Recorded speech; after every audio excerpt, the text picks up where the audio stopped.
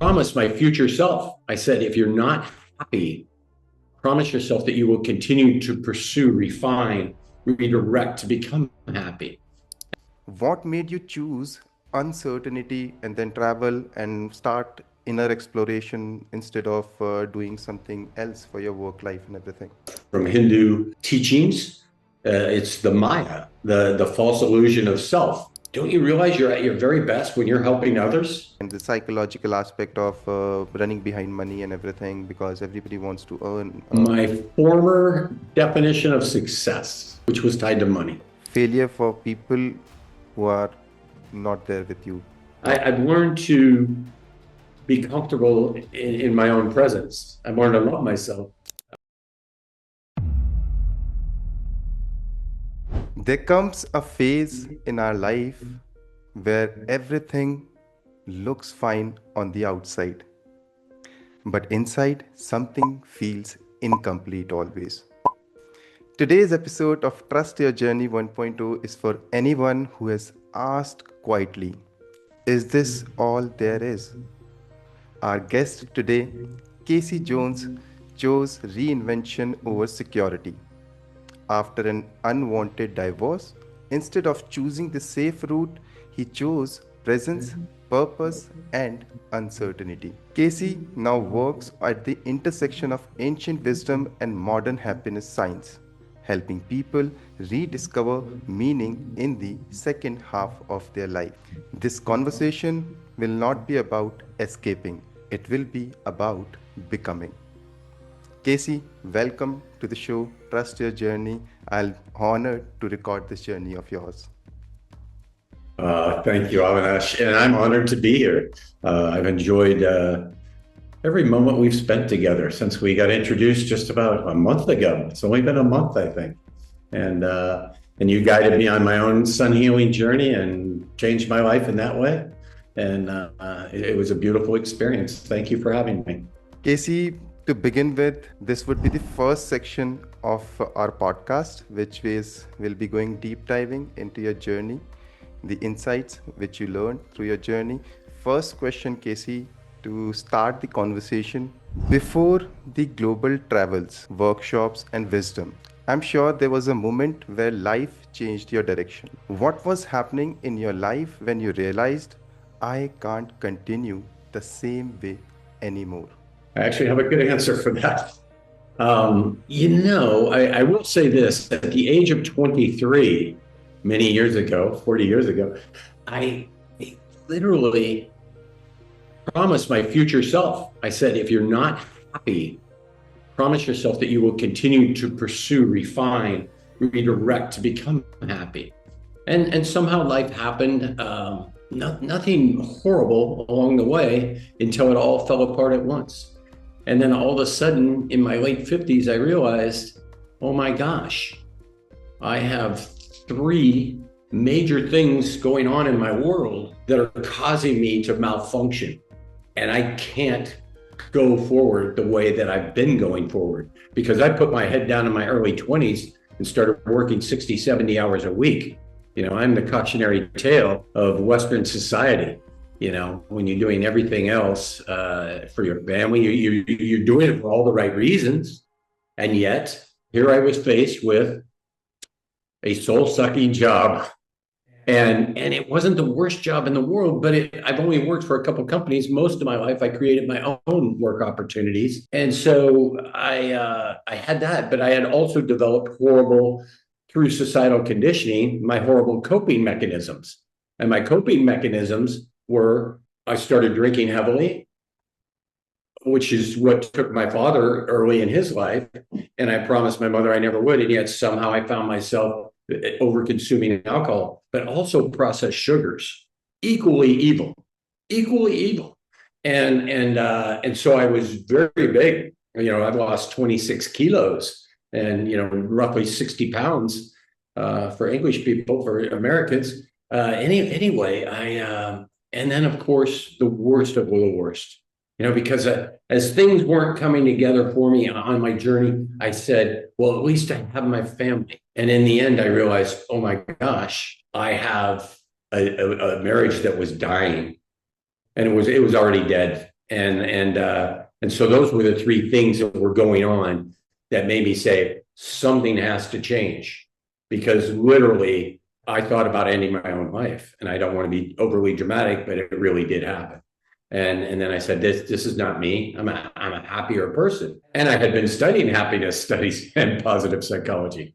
But those were the three big things that were going on in my life. Amazing. And sometimes what I feel, life doesn't stop us to punish us. It just stops us to redirect us always. Because getting stuck isn't a failure anywhere in our life. It's often life asking for a better question to ourselves. What do you want to become in our life now? Yeah. And glad, Casey, that your journey, this leads to me the second question of mine.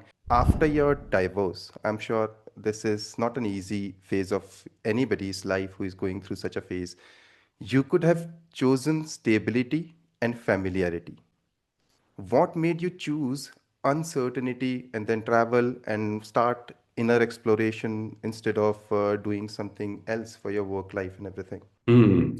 I do want to address a point that you made right before you asked the question. And you said, sometimes these obstacles in life aren't there to stop you, but they're literally there to guide you.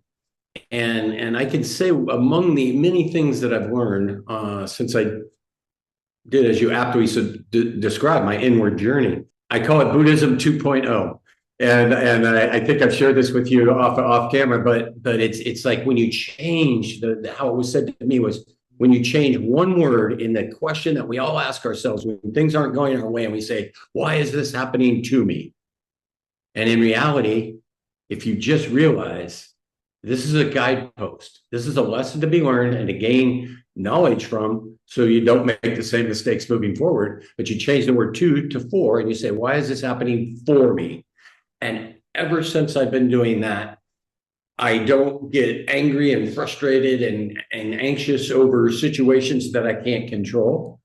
I only worry about what I can control. It was really a matter of, in the depths of my wife's depression, she had the courage to seek alternative therapeutic modalities.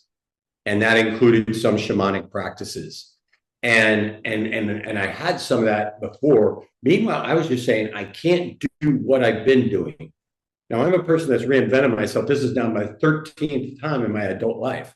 And I'm a person who said, other than being a rocket scientist or a brain surgeon, I feel like I can do anything. It's like, I just knew that I didn't want to go work for somebody else anymore. I didn't ever want to do that again. I didn't have the funding. We had gotten wiped out in 2010 at the tail end of the Great Recession. 2009, we pretty much lost 95% of our net worth. And literally, we had everything in real estate. And when the real estate bubble hit, we lost. It was a quiet desperation, but I didn't feel desperate. I felt freed to pursue, because everything I'd been doing my whole life was, there's a study done from Harvard, and it's called job, career, or calling. And I always wanted to find my calling. And yet, and even when I created my own businesses, I looked at them as temporary jobs. They were just holding a place until I could find my calling. And so the reality was, I spent 3+ decades kind of going through the motions, yet everywhere I went, I was on award-winning teams. I was a key employee in 4 different industries, award-winning businesses that I created myself. And yet I never got the big brass ring either. So I was living in this state of the deflated American dream. It was like I saw the middle class eroding, and it's happening right now. And I just didn't want to play this game that I looked at as a rigged game. So I'm kind of a contrarian in many ways. And my son had traveled the world quite a bit. He had won a scholarship from the US government to study Mandarin in China when he was only 16 years of age. And he went to like 50 countries in 3 years.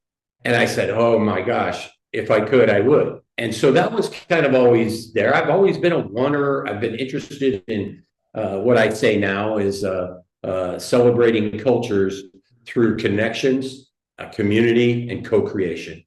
And so really it was the fact that I knew that we're all creators. So in my early journeys and reading on Eastern philosophies and doing a couple of these shamanic ceremonies and happiness and positive psychology studies. This all melded into one big, limitless opportunity. And I said, I can recreate my life. I can have all the fun I need, even though I didn't have as much money. I don't own a home back in America. I don't have cars anymore back in America. I just took what I had and I said, I'm going to build something. And I'll tell you what, Avinash, within 2 years, I see the fruits of my efforts happening. And the fact that I'm here with you right now is an example of that. And this is how energies plays its role. I've noticed, Casey, that the biggest changes in life, they don't come with announcements. They actually come quietly in our life, like discomforts, and we can't ignore them anymore. And this is how your life also shaped up. You didn't had any other option, I would say. You wanted to follow that path, which can ignite many audience if anybody resonate with Casey's journey, because these discomforts will happen in our lives. Casey, third question. I know it's very easy to get stuck in failures, right? Because failures do have that negative power, and which is huge. But positivity also has that power. Casey, your work with people who feel stuck, especially in midlife. Why do you believe feeling stuck is not a breakdown but a signal for them? Mm. I think the best way is to describe the arc of how I work with people. And I call it my 3 R's. And it's the recovery. And it used to be I was more focused on the addiction and to the sugars and the alcohol. And in reality, it's recovering from societal conditioning that tells us we're not enough. We're not good enough. And if you look at everything that comes out of Madison Avenue, all of the, thousands of images we're bombarded with every day. And meanwhile, our monkey mind, our reptilian brain is programmed for survival. So it tells us everything is a danger, is a danger, is a danger. And you're having to deflect this.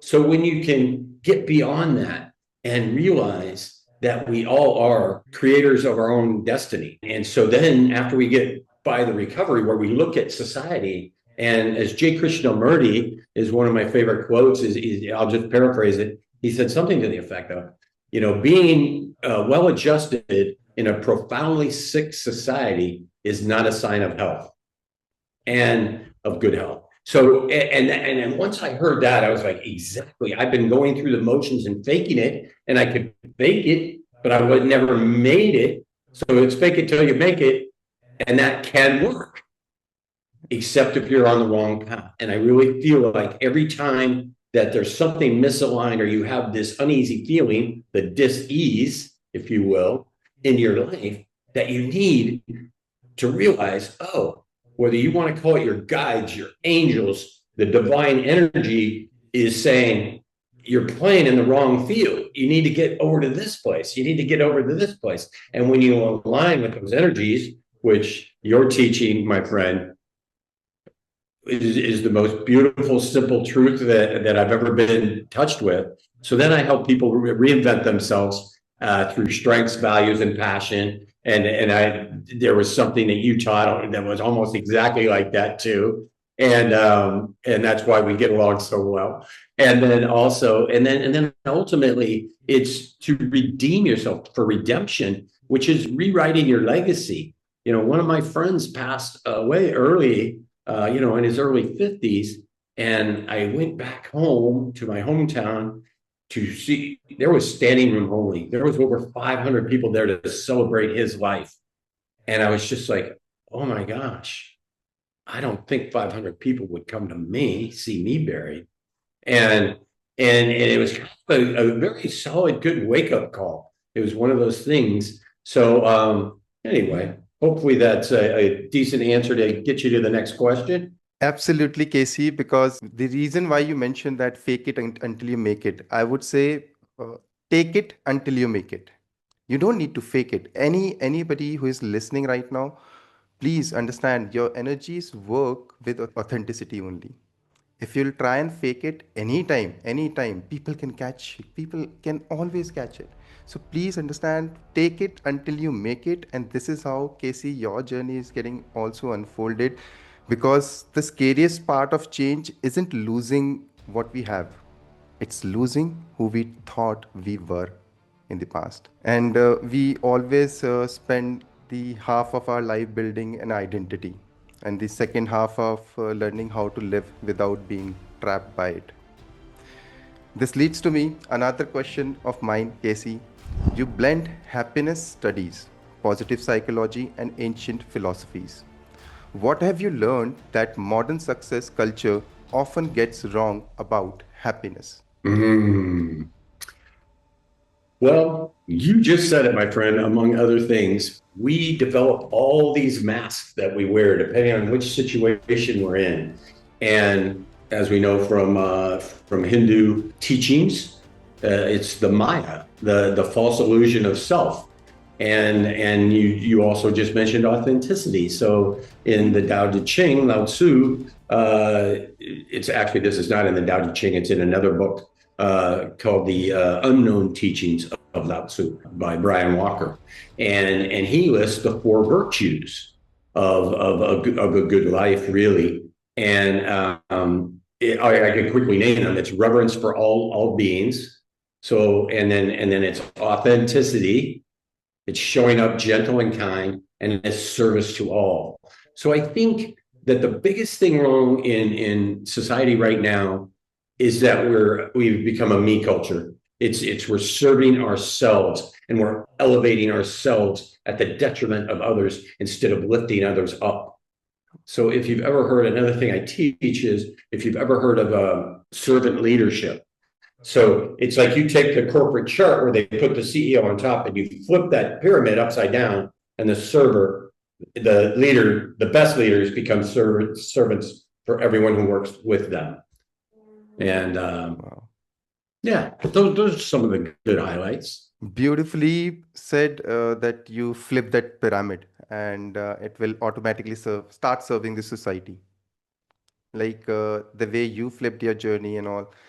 Because I think movement, whether across countries or inside the mind, has a way of waking us up and waking us, like walking the path of ours, right? Like, for example, you're traveling a lot, you're exploring different places of India now, different regions as well in Asia, east side of the world as well. This leads to me because why I'm asking this question, Casey, because you don't travel to escape life. You travel to meet parts of yourself because you have never had that time for.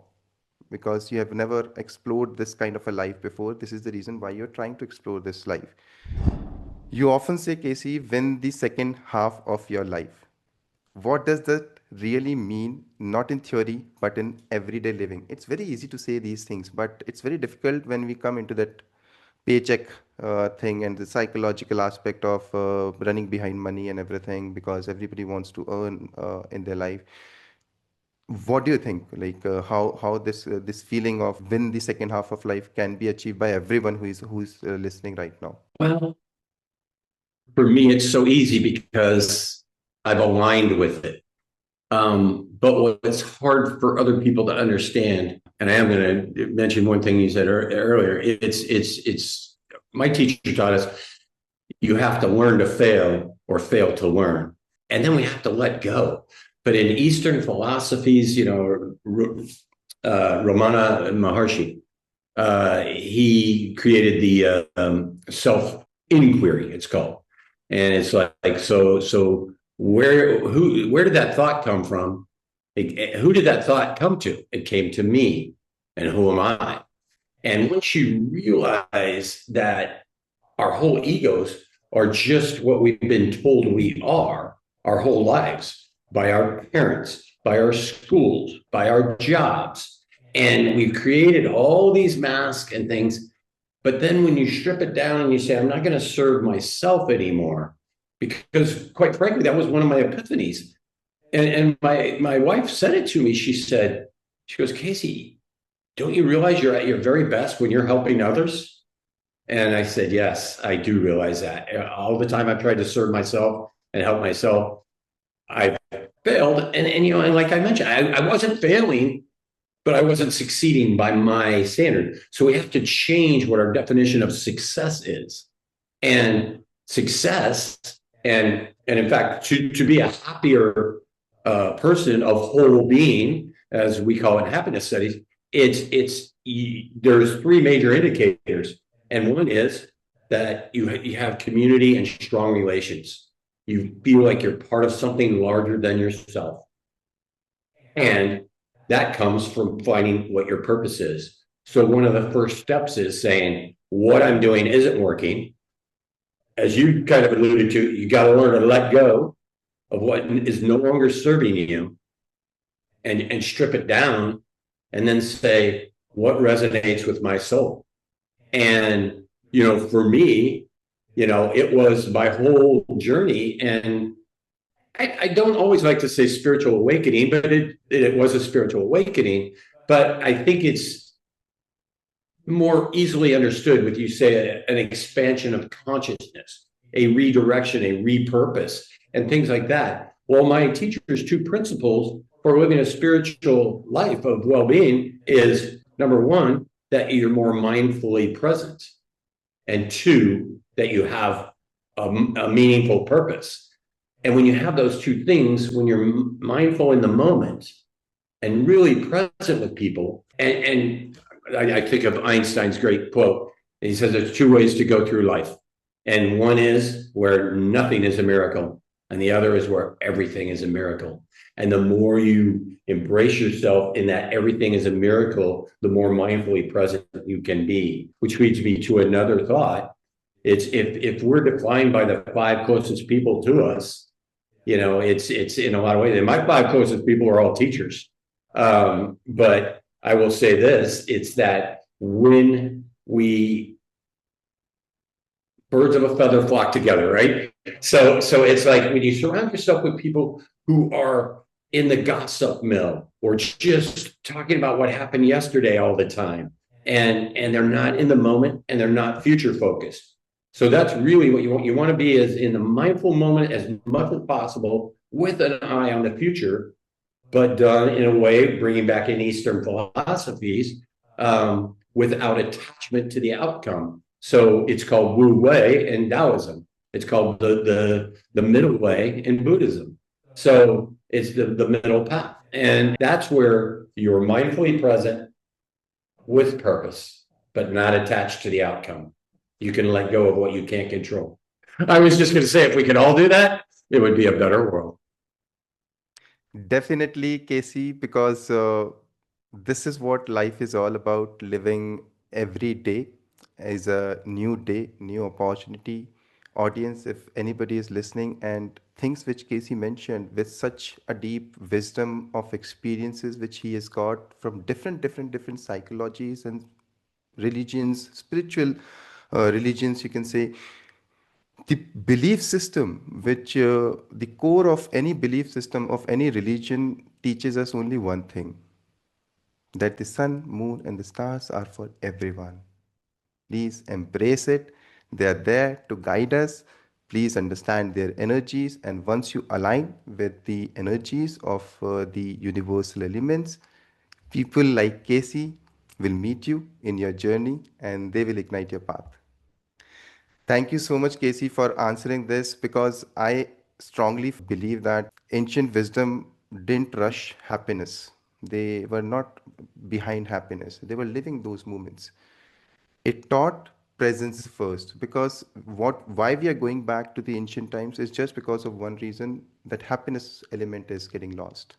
And this is the reason why people like Casey are there to ignite any soul who is there on that path, on that overwhelmed path.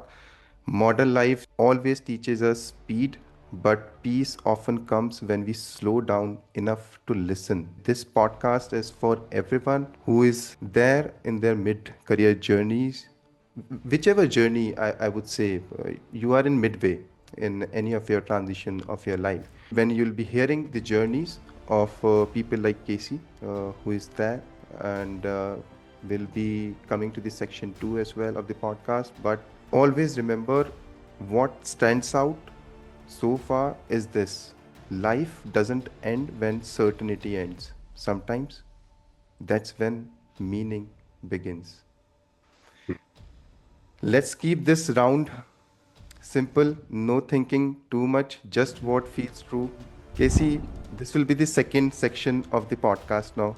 It's a rapid fire round, and I'll be asking you certain questions. You need to reply it in one line or in a shorter descriptive way, whichever feels suitable for the audience out there. Let's make it fun. Yeah? Okay, I'm ready. Because sometimes the shortest answers carries the deepest truth about your journey. Casey, first question of our second section of the podcast, rapid fire round. One word that describes your life before this reinvention. Regret. Beautifully said. One word that defines your life now. Hmm. Okay, I'll go with service. I'm sure service needs this much time to think, and I'm glad that you took that pause because everybody needs that pause in their life. This is a rapid fire round, but still, we pauses are there to help us align with our energies and make sure that we are functioning. Casey, third question of the rapid fire round: comfort or curiosity? What will you choose? Curiosity. I know, silly Just, question from my, but I wanted to make sure that I slept on a jungle floor in a tent for 2 months. So in Costa Rica, I took curiosity. beautifully said. Casey, next question. One habit that changed everything for you. See, asking an overthinker one one word and one. See, well, yoga is a. I'm going to say yoga because yoga is a meditation also. So This is the reason of this rapid fire round is to know the tricky side of yours. Casey, next question. One fear you had to face head on because fear is everywhere. well, I was going to say fear of failure, but I was a serial entrepreneur, so that's not really ringing true. What I was in fear of was judgment from others. And I'm sure this fear would get resonated with many of our listeners out there. Casey, next question. One thing people overthink about happiness. That it's a destination when it's actually just the journey. Beautifully said. There's no destination in life. A final destination. We all know that, right? What's going to happen with this body, right? But our soul is there, which remembers the journey. Thank you so much, Casey, for answering this question. Everything is a journey. Next question: silence or conversation? Which heals more to you? The answer is absolutely silence. And it took me 2 winters in a Tantra yoga community in Costa Rica to learn that. We had silent meditation every night. I will just say, well, it's rapid round, so I'll cut it at that and just say silence over words. And we'll go further in that silence zone in our third section of the podcast. Audience, stay tuned for that. Casey, next question of this round. One place that taught you the most about yourself. Without a doubt. Panchamama, which is it was an Osho inspired Tantra yoga community that they built in Costa Rica. So after Osho passed, transitioned, it's an eco community that added a wellness retreat element to it. But it's a combination of workshops and service to the community and just meeting like-hearted souls that were on a healing path in the company of many healers that have already gone on the healing journey.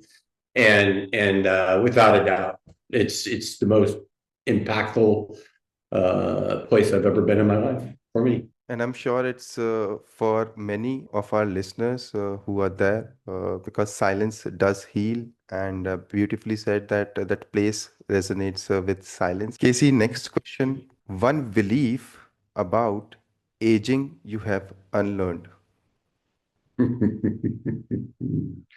Um,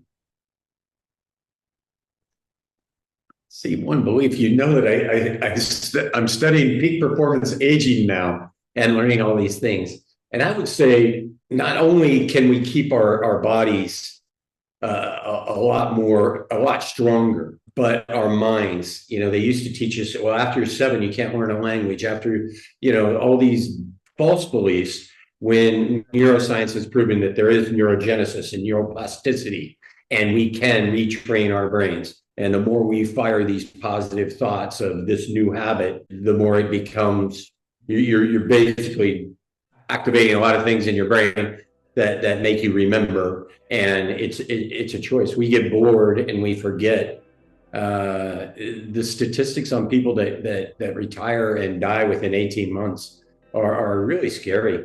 And it's just the one thing is keep your brain active.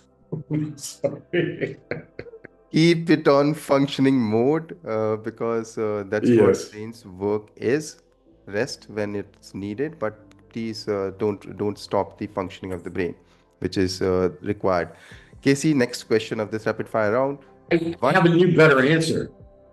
It's default, the default mode network. Derail, the default mode network is everything we've been conditioned to do our whole lives, and we keep doing it based on the programming of yesterday. So you reprogram yourself, which is also called epigenetics. Anyway, sorry. so there are many things which you can do on a daily basis. It's all about habits. Casey, this leads to me another question, next question of mine, which is habits. We are talking about habits. One practice you return to daily. Well, my newest daily practice is sun healing that you guided me through, and thank you. It's literally one of the most beautiful, simple truths of understanding yourself in the universe and empowering yourself with the limitless abundance and opportunity the universe provides us. So Casey, I am grateful that you chose that path. Next question. What does freedom means to you? I'm going to paraphrase a Maya Angelou quote, famous writer from the States. And she said, "You'll never understand freedom until you belong nowhere." And and that's what I chose as being the happier nomad with the world's first nomadic happiness center. As I build myself and my journey, I don't belong anywhere, but I belong everywhere. And I made one pact that with myself, wherever I visit, city, country, whatever, I'm going to do one thing to make that place a little bit better before I move on. And now I have a series of those things I'm collecting that are wonderful. Are we still in rapid fire? Yes, we are in rapid fire round, but yes, that's what Yeah. freedom means. Reinvent yourself on daily basis. That's what life is for, and you'll find your Hmm. way. You'll find your energies to. You'll start aligning with it. Next question, Casey. One thing you stopped chasing now.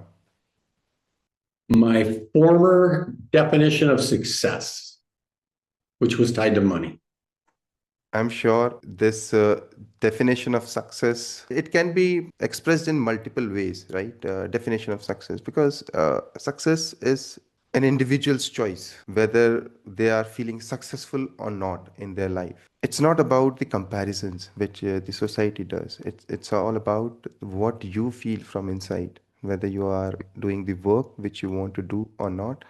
I hear a audio which is from Earl Nightingale, and it's a 30 minutes audio, and I'm sure you are aware of that audio too. It teaches us a beautiful definition of success. That success is just a progressive realization of a worthy idea you're working on.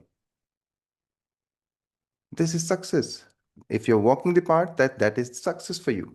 If somebody wants to transform their body, that is success for them if they've started already doing it. It's all about if you want to enhance your relationship, that is success. I'm sorry, I'm taking it in the rapid fire round, but sorry for that. But I just wanted to make sure that people understand that they should stop chasing things which are taught to us Please understand your values. Please understand, once you understand your values, you'll be able to attract everything. Casey, next question. One thing you started choosing now, except sun healing. Okay. One thing I started choosing. Yeah, I always layer things. So it's a lasagna garden is what we call it. You just layer it, layer it, layer it. I'm choosing happiness every day. And that's, I get up and I say, thank you to the universe for another beautiful day. I will walk with humility, gratitude, joy, and loving kindness toward happiness. And beautifully said, because you're choosing happiness, because happiness is not an emotion, I would say. It's an habit which you're choosing on daily basis, and that's what you're doing. Casey, next question and the last question of our rapid fire round. This podcast is themed as Trust Your Journey. So, what does trust your journey mean to you in one line? Yeah, make me say it in one line. Trust my journey. I have to say about two lines because the former me was an overthinker, overplanner. I had lists 30 to 50 things along every day, knowing I was only going to get 10 to 15 done, just kept moving it on, the old Franklin Covey system. And now it's better for me to say, like when I started this journey, I was supposed to come to Rishikesh and take a yoga teacher training. But then they announced the happiness studies in Cartagena, Colombia. So I went down there, and then even though I had a ticket return because you had to in Colombia, I had to have my ticket returned to San Jose, Costa Rica. I thought there was an equal chance I would stay in South America and just keep traveling. And as it turned out, I found out about Pachamama and I ended up going back to Costa Rica. But the point is that the more that I don't overplan, the more opportunities come my way. The more I quit trying to control things that I can't control, that I let go and I flow like the water, the better things, and it leaves you open for new opportunities and unexpected. Because I was leaving Rishikesh, but then I met a guy named Avinash. I said, "Oh my gosh, I have to have sun healing training," and then a couple other institutions asked me to work with them, and it's created more opportunities. And so, plan less and allow to align with your energies so that the universe will reflect back to you your worth and what your mission should be. Not so rapid. So, how would you summarize it in now one line? Trust your journey, one line. Know that when you're on the right path, the universe will conspire on your behalf to make your dreams come true. Beautifully said. And there's a Bollywood line as well, which most of our audience would get resonated with. When you are thinking about something, you'll become that only. But only thing is, you need to take actions. You'll meet people in your journey. That's what Trust Your Journey is all about. Having faith on your journeys, audience, if anybody is listening right now, because if you're not trusting your journeys, how will the manifestations, everything, whatever you want to do in your life, you just have got one life and it can go away in just one breath. Yeah, please go ahead, Casey. May I put in a line about manifestation? Because there are misconceptions out there, and people put out a lot of things out into the universe through digital platforms and stuff. And there's a lot of people that say, if you just think it, it'll happen. And my teacher said, hold on a second. And the reality is, yes, the most beautiful our connection. If you go to the point and you think our brains are actually just an antenna for the universal energy to come, which is what I believe, it's the quantum leap, if you will. But if you realize that your thoughts are coming from somewhere and they come into your brain, and that when you have these dreams and ambitions and beautiful ideas to serve your community. And you say, okay, now what does it take? You now have to put action, as you're suggesting, to those dreams. But then you also have to have perseverance. You have to be able to have grit and overcome the obstacles, because inevitably things will get in your way that'll try to derail you. So it takes three things for manifestation to actually happen. And beautifully summarized, Casey, because life is not about only thinking. It's all about taking actions, but in a aligned way. You need to align your energies first. First, whenever people get up in the morning, I just have one thought for them. Give half an hour to yourself, just to start your day with, because once you align yourself, that what's going to happen in this throughout the day, the energies will guide you. Your energies will guide you then. Thank you so much, Casey, because I know sometimes clarity doesn't come from long answers. It comes from the most honest ones. This is the main purpose of this rapid fire round. And now we are heading towards our third section of the podcast. This is the third section of our podcast in discussion with Mr. Casey Jones from United States. And Casey, this would be the third section of the podcast. This is your journey, the pains, the growth, and the learnings, whatever you have overcame in this journey of yours. Because I can understand, being from a corporate life to doing this kind of a role, every rebirth begins with something ending. I had to end that role and start this journey, because everything needs an ending. We don't talk enough about the space between endings and beginnings, right? There's a journey people have followed, right? People are just seeing the endings and the beginnings, but nobody is looking at the journeys. That's where most people lose themselves.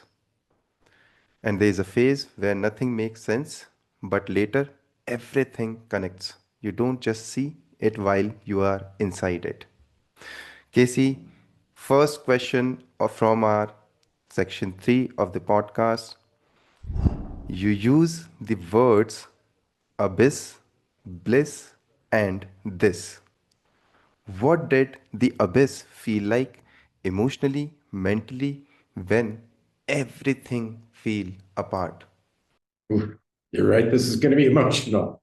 Um, so imagine having gone through the Great Recession, and I had my own real estate business, and I literally said to my mortgage partner, I said, I'm a year to 18 months away from like generational wealth. I really thought I was set for my lifetime and my children's lives. And then it was a house of cards, and it just all collapsed. And somehow the universe gifted us this amazing mountaintop outside of Portland, Oregon. I was lucky enough to get a job that I could travel. I ran the North American division for an international manufacturing company. I was paid very well.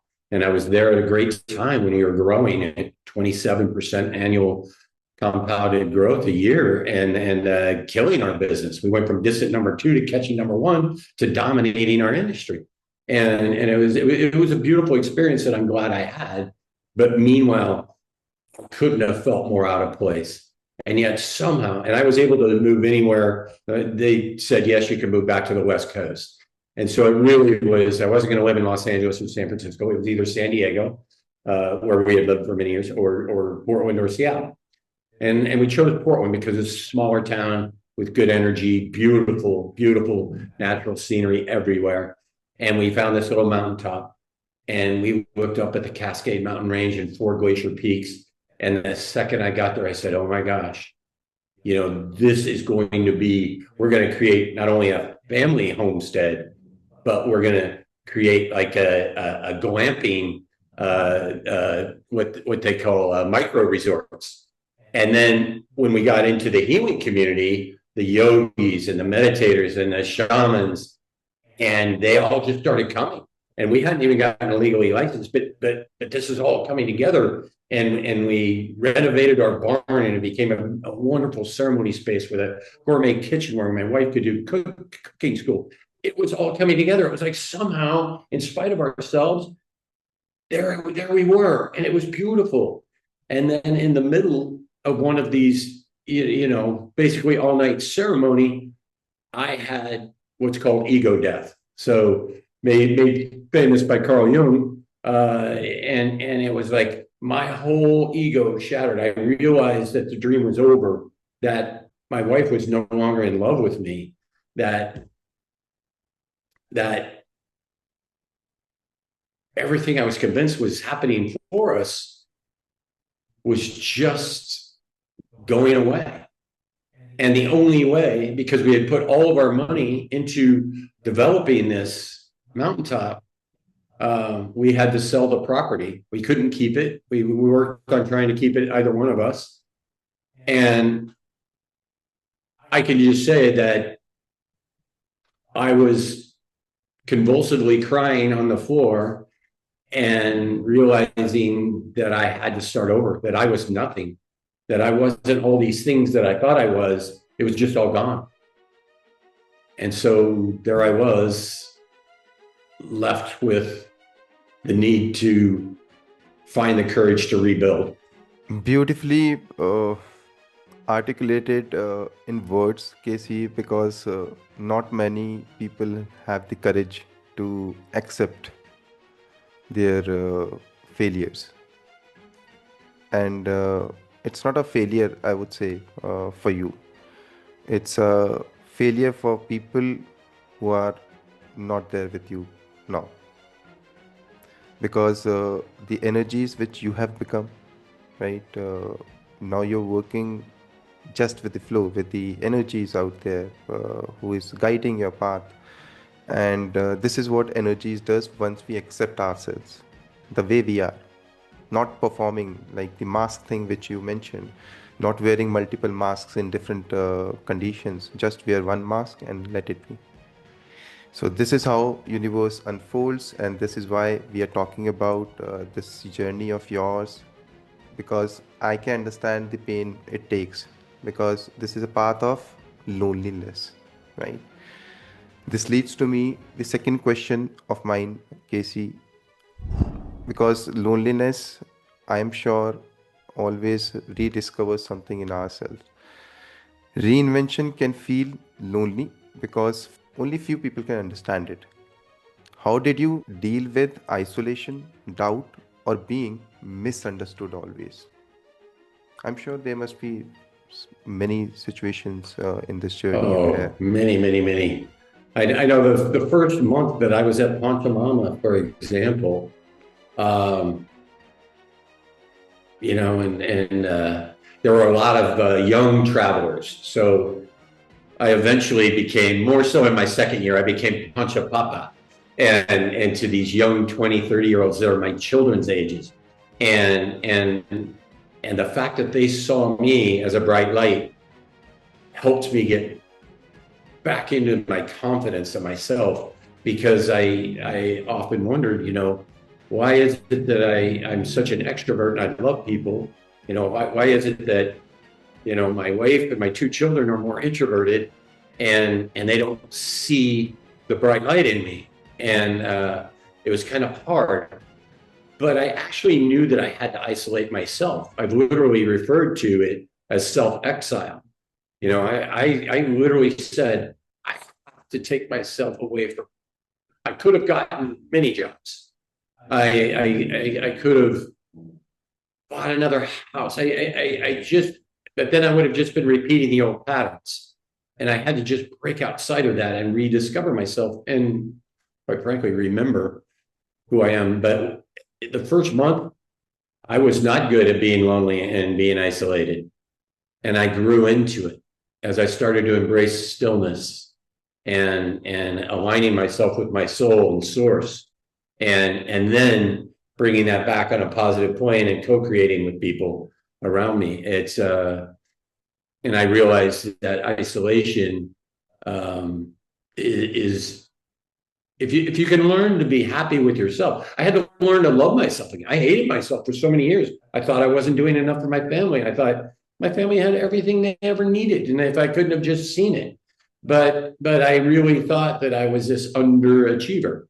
And so what I had to do was continue to dismantle that ego. I mean, I had the experience, I knew it was open, but I still had to get rid of a lot of the negative energies and let them flow through me and not stick and resonate inside of me. And so, but now I'm happy as I can be. Like I went to uh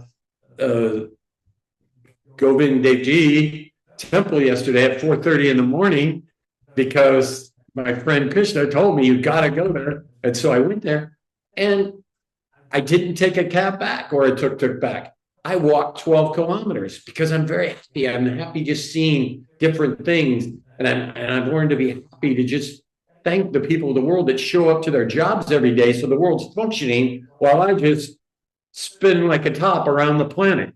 But anyway, I've learned to be comfortable in my own presence. I've learned to love myself again, and so I don't feel isolated anymore.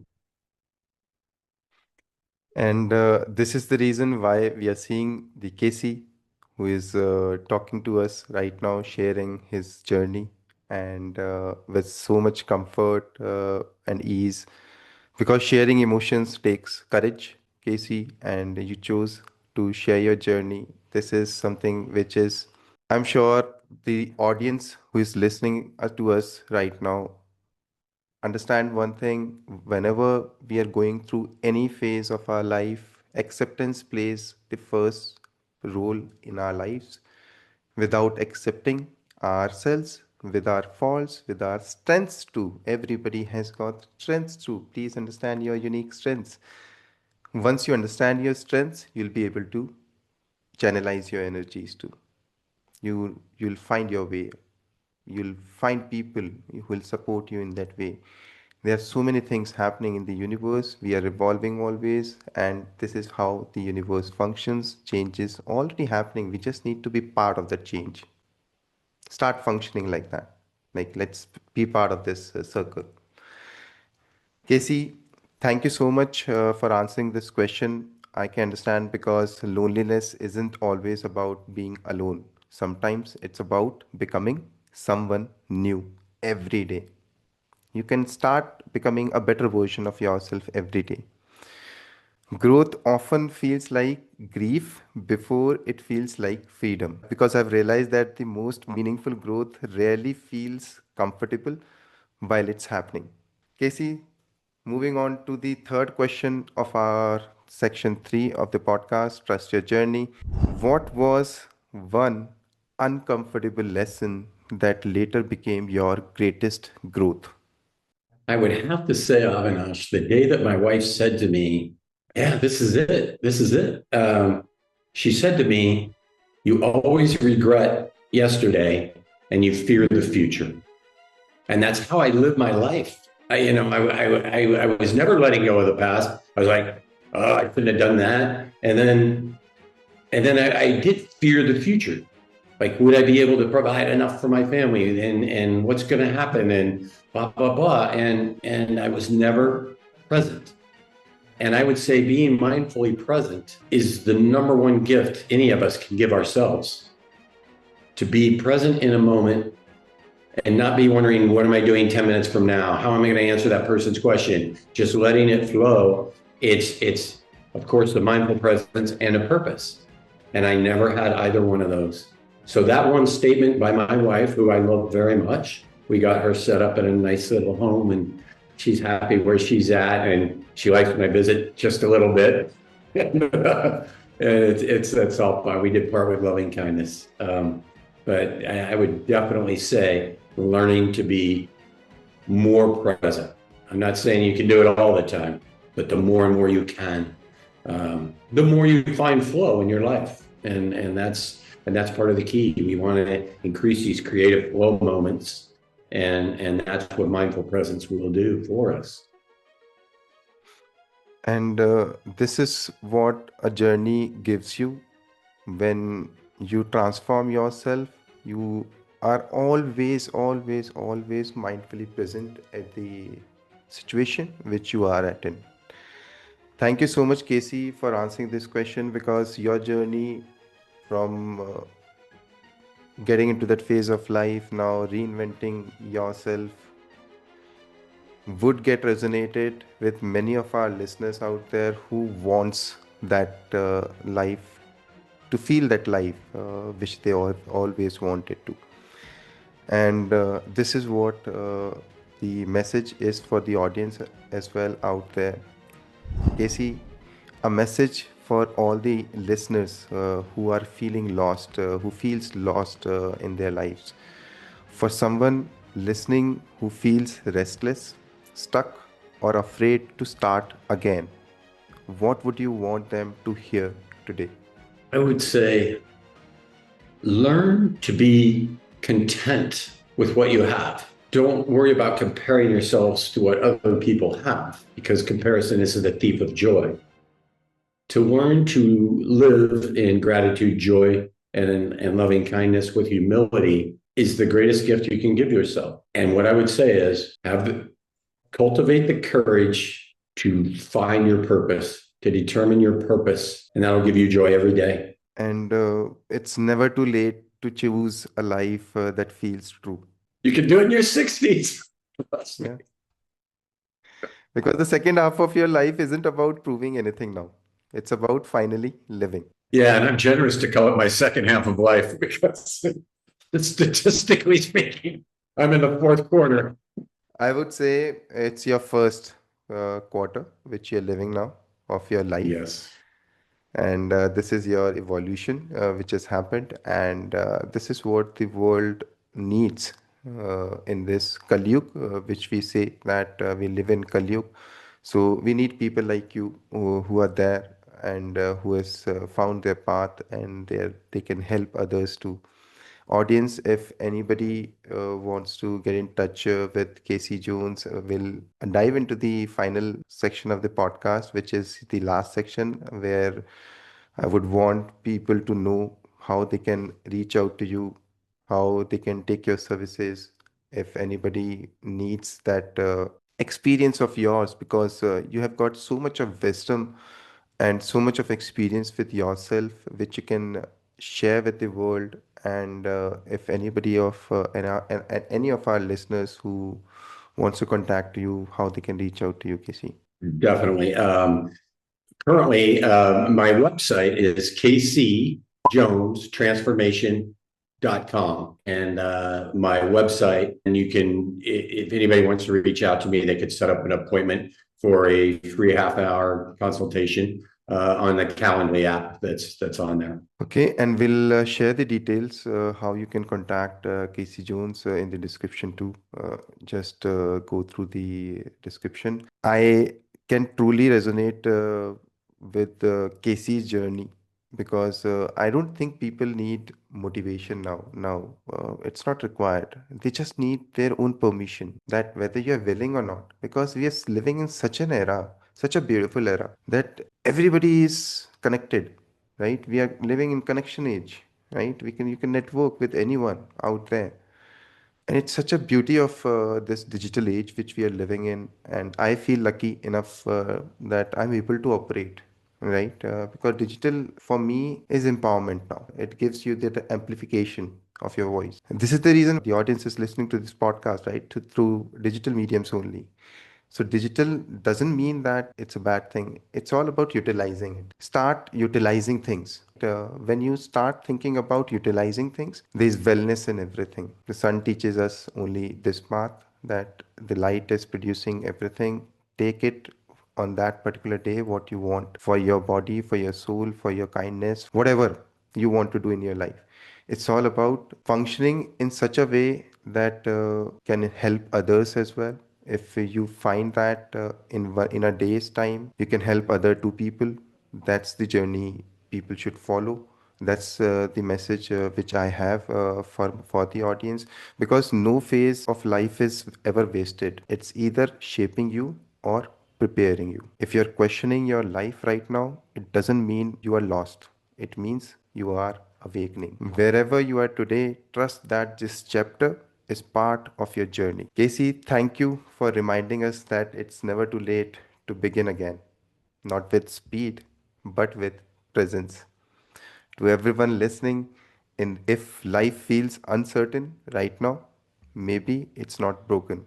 Maybe it's asking you to listen now. This is Trust Your Journey 1.0. Because sometimes the second half of life is where, Casey, we finally come home to ourselves. Casey, last message from your side for our audience out there, and then we'll wrap up this session. I am so grateful to record this podcast with you, and our audience has liked this podcast. They'll share their comments as well about their journeys and how you can help them in their journeys to become a better version of themselves. Casey, last message from your side, and we'll wrap this. Thank you, Avinash. I want to express extreme gratitude for you and your platform and your teaching. You're guiding me through the sun healing. It has really changed my life. It's impacted me in such a powerful way, as I have shared with you in the past, that I was out searching for the truth. I wanted to cut through the clutter of the nonsense and the lies of society to get to truths. And what you shared with me, my friend, is truth. And I love it, and I'm grateful for it. And I would say to anyone, spend more time with Avinash. You'll be in good shape. Thank you so much, Casey. Audience, if anybody currently, if they are feeling stuck in their life, please understand this is just your journey. There are many phases in life. Just give it a breath. Yeah, please, Casey. I'm so sorry. I should have said that my goal right now is to launch. I won't plug my book right now, but I am writing the book. But I'm also going to launch my YouTube channel, which I've decided to do first, which will be called happiernomad.com. And then people can find out stories and things that I've learned along the way, as an amazing temples and UNESCO sites that I go to, and the amazing people that I meet, Avinash being one of them. Thank you for that. Thank you so much, Casey, for letting us hear your journey, because it takes courage, it takes emotions, it takes a lot of hard work, it takes a lot of preparation for ourselves. How do we want to share our journey? You did it so beautifully, and I'm sure audience would gonna like it. Thank you so much, audience, for watching it, hearing us out so patiently till now. And if you think that this journey can help others achieve their dreams, please share it with your friends and families so it can help ignite anybody else's path. Thank you so much, audience, too. Thank you so much, Casey. Trust your journey. I'm so glad I'm doing this series, and this is what Trust Your Journey gives, that if you're trusting your journey, your path automatically shapes up. You just need to have that faith. Take care. I'll see you in another episode.